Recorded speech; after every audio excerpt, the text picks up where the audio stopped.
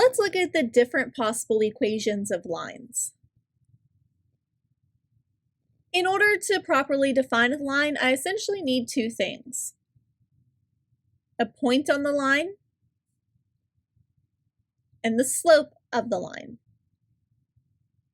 We'll call our point x1, y1, and our slope is given by m. Then the equation of our line is going to be y minus y1 is equal to my slope times x minus x1. Y and x are just the variables for the equation of the line. X1 and y1 are our point, and m is the slope. So let's look at a couple of examples. Let's suppose we have the point 3, -4 on the line, and our slope is 1/3. We call our point x1, y1, and our slope m. The formula said y minus y1, which is -4, is equal to m, which is 1/3, times x minus x1, which is 3. Y minus -1/4 is y plus 4. 1/3 x is 1/3 x. And 1/3 times -3 is -1. So a possible equation for this line is y plus 4 equal to 1/3 x minus 1. We can also use this formula if we have 2 points on the line, because then we can use our 2 points to find the slope.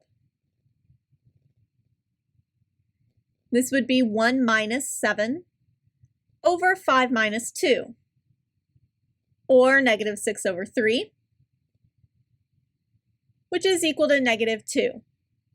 So now that I have my slope, I can use either one of my points. Let's start with 2, 7. The equation was y minus y1 equal to m times x minus x1. y1 is 7, and m is -2, and then x1 is 2. So I have y minus 7 equal to -2x plus 4. On the other hand, if I were to use the point 5, 1 with my slope, I would have gotten y minus 1 equal to -2 x minus 5. This says y minus 1 is equal to -2x plus 10, which looks very different than my equation on the left. But in fact, these are both the same equation, they're just written in a slightly different form.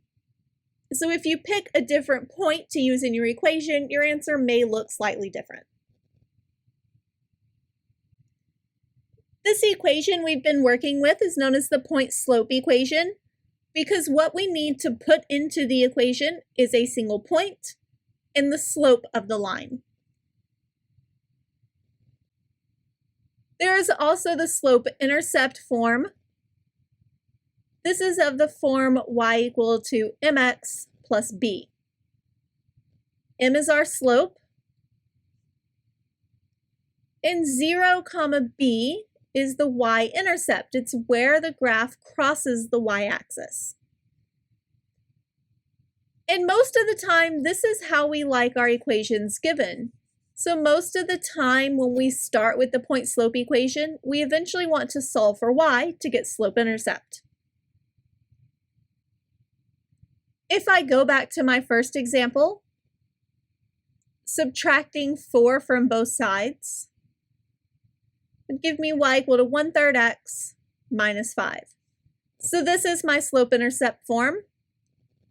I can see the slope of 1/3 and the y-intercept of -5.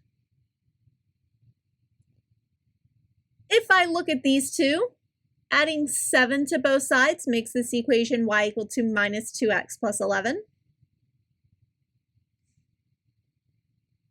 Then adding 1 to both sides make this equation y equal to -2x plus 11.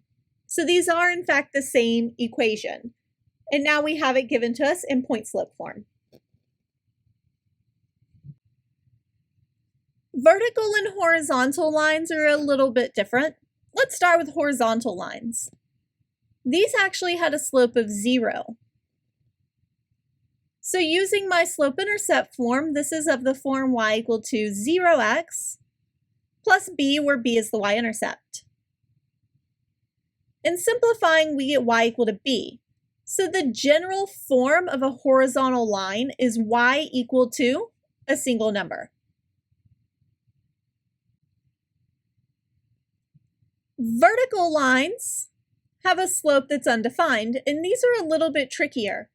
They do model the same form of horizontal lines, except that this time we use an x. So they're of the form x equal to a.